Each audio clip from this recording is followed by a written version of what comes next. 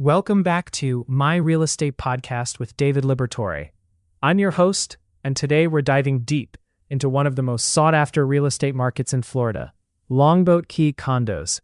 David, thanks so much for being here. Hey, thanks for having me. I'm excited to talk about this because Longboat Key is such a unique market. It's not like everywhere else in Sarasota. And a lot of buyers don't really understand what makes it special until they start looking at the actual buildings and pricing. Right. And that's exactly why I wanted to have you on. So many people think of Sarasota as one big market, but Longboat Key feels different, doesn't it? What sets it apart? Absolutely. Longboat Key is this barrier island community that has its own character. You've got the Gulf on one side, Sarasota Bay on the other, and it's really become this destination for people who want that premium coastal lifestyle. The condo market there is incredibly diverse. You've got everything from older, more affordable buildings to ultra luxury towers with amenities that rival anything you'd see in Miami or Naples. Okay, so when we talk about pricing in Longboat Key, what's the range we're actually looking at? I mean, is this accessible to regular buyers, or are we talking purely luxury territory? That's a great question because it really spans the spectrum. You can find condos at various price points depending on the building, the location within Longboat Key, and obviously the unit itself.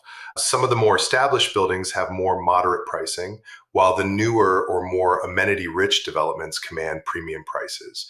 And here's the thing, location on the Key matters hugely. Are you on the Gulf side or the Bay side?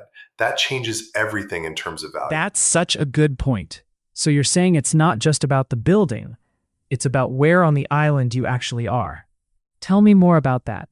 What should a buyer actually be thinking about when they're looking at different locations? Well, Gulf-facing properties typically command higher prices because you get those direct water views, the beach access, and that premium experience. Bayside can be more affordable, but still offers beautiful water views and a different kind of lifestyle. Then you've got properties that are more inland, which can be great value if you don't need direct water views. The key is understanding what you're actually paying for and whether it aligns with what you want. And honestly, a lot of first-time condo buyers in Longboat Key don't realize how much the specific building itself affects both price and quality of life. Oh, wow. Yeah. So the building itself is almost as important as the unit. What should someone be looking at when they're evaluating a specific building? Like, what are the red flags or green flags? Great question. You want to look at things like the age of the building, the reserve fund status, that's huge because special assessments can blindside buyers, the amenities, and the management.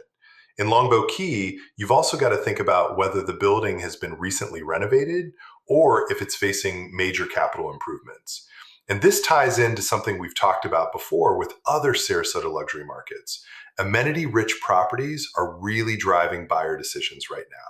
People aren't just buying a place to live, they're buying a lifestyle. That's something I've noticed too. I mean, we've seen master-planned communities across America really shift toward that lifestyle-first approach. Is Longboat Key experiencing that same trend with its condo buildings? Absolutely. The buildings that are thriving right now are the ones that offer more than just a unit and four walls. We're talking fitness centers, resort-style pools, concierge services, sometimes even private beach access or dedicated beach clubs.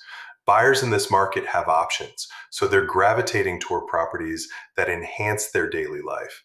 It's not just about the square footage anymore. So if someone's actually ready to make a move and buy in Longboat Key, what's the strategy? Like, what should they actually be doing to position themselves as a buyer? First, get pre-approved. Know your budget and understand whether you're paying cash or financing.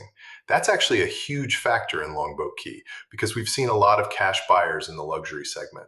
Second, work with someone who knows the specific buildings and can help you navigate the nuances.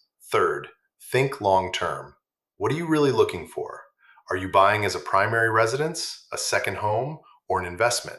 That changes your whole approach to pricing and which buildings make sense.